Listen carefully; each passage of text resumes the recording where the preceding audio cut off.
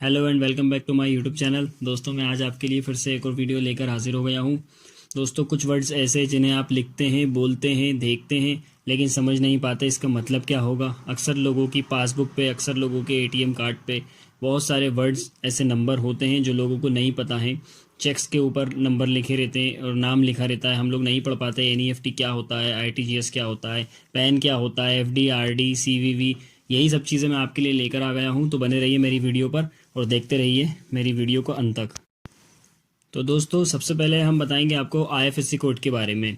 IFSC code जो है वो बैंक का एक कोड होता है, उसका फुल फॉर्म होता है इंडियन फाइनेंशियल सिस्टम कोड। इसे हिंदी में हम बोलते हैं भारतीय वित्तीय प्रणाली संहिता।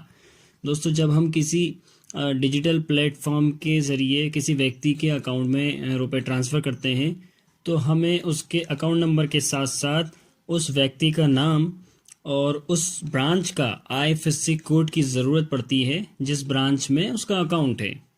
दोस्तों आईएफएससी कोड 11 डिजिट का होता है और ये अल्फ़ा न्यूमेरिकल कोड होता है।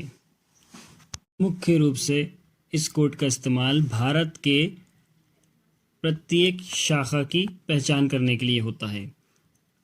ये कोड इतना ज़रूरी है कि इसे चेक बुक पर भी स्पेसिफाई किया गया है और ये आपकी पासबुक पर भी प्रिंट होगा। नेक्स्ट है यूपीआई। दोस्तों आपने अक्सर डिजिटल ट्रांजैक्शन करते हुए लोगों को देखा होगा कि यूपीआई के ज़रिए हम रुपए ट्रांसफ़र कर रहे हैं या ले रहे हैं किसी से, तो हमें पता होना चाहिए कि यूपीआई का फुल फॉर्म क्या है। यूपीआई का फुल फॉर्म है यूनिफाइड पेमेंट इंटरफेस और यूपीआई एक real time fund transfer process होती है जिसे एनपीसीआई द्वारा बनाया गया है।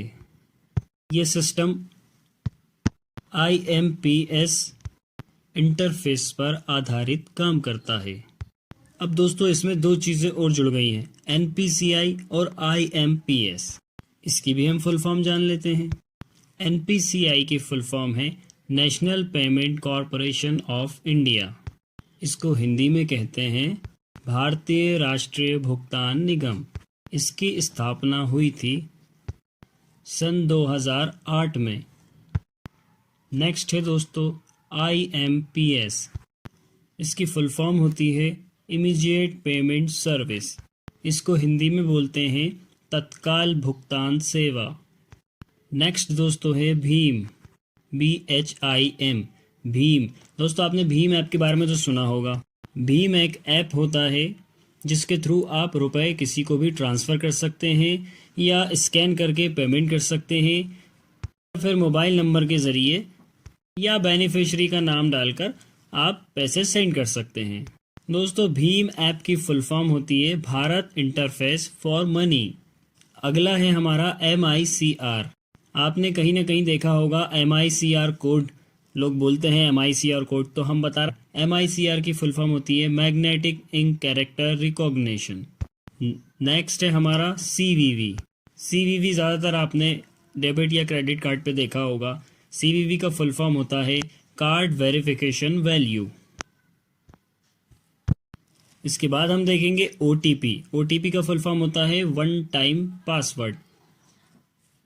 ये एक बहुत सेफ और सुरक्षित कोड होता है और ये वेरिफिकेशन के लिए हमारे नंबर पर भेजा जाता है और ये सिर्फ एक ही बार में यूज़ में लिया जाता है। इसकी वैलिड 2 से 5 मिनट तक ये वैलिड रहता है, उसके बाद ये ऑटोमेटिकली ख़त्म हो जाता है। अगला है हमारा नेफ्ट, NEFT। NEFT का फुल फॉर्म है नेशनल इलेक्ट्रॉनिक फंड ट्रांसफ़र। इसे हम हिंदी में कहते हैं राष्ट्रीय इलेक्ट्रॉनिक निधि अंतरण। और NEFT जो है वो हमारे पूरे देश के लिए फ़ंड ट्रांसफ़र करने का काम करता है।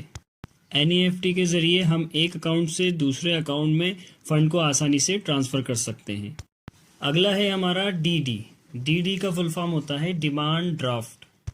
इसको हम हिंदी में मांग पत्र भी कह सकते हैं। अगला है हमारा EMI। EMI का फुल फॉर्म होता है इक्वेटेड मंथली इंस्टॉलमेंट।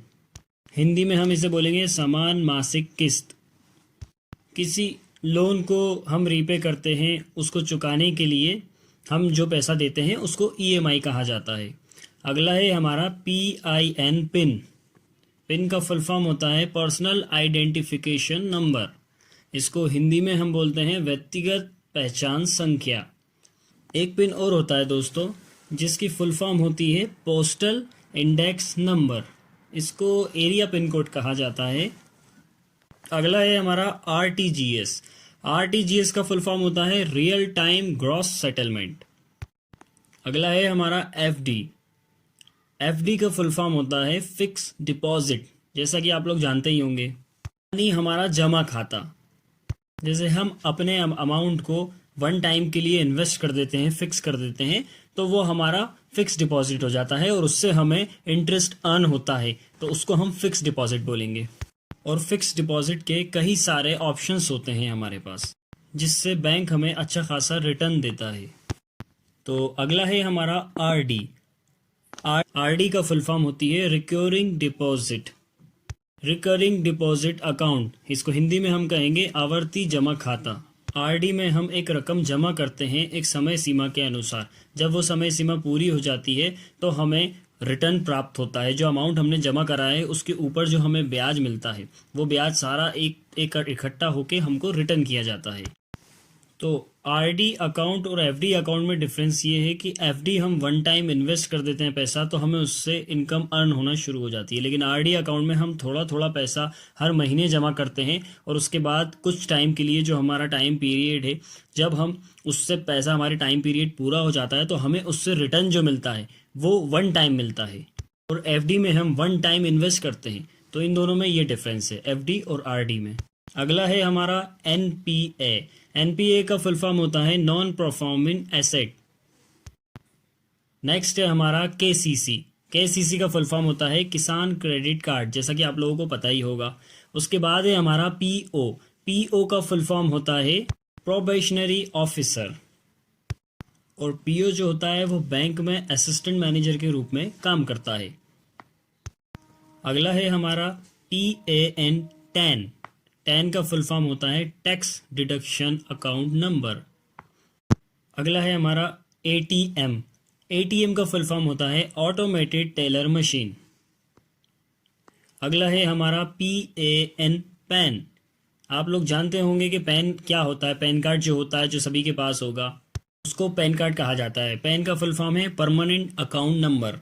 हिंदी में हम इसको कहेंगे स्थायी खाता संख्या। और ये आयकर विभाग द्वारा जारी किया जाता है और ये 10 डिजिट का होता है, जिसको हम पैन नंबर भी बोलते हैं। और ये हर व्यक्ति के पास होता है। उसको हम अल्फा न्यूमेरिक नंबर भी बोलते हैं। अगला है हमारा केवाईसी। केवाईसी का फुल फॉर्म होता है नो योर कस्टमर। इसके बाद है हमारा ईसीएस। ईसीएस तो काफ़ी लोगों को पता होगा, जो हमारी ईएमआई डिडक्ट होती है अकाउंट से, उसे हम ईसीएस बोलते हैं। ईसीएस का फुल फॉर्म है इलेक्ट्रॉनिक क्लियरिंग सिस्टम। अगला है हमारा स्विफ्ट, SWIFT।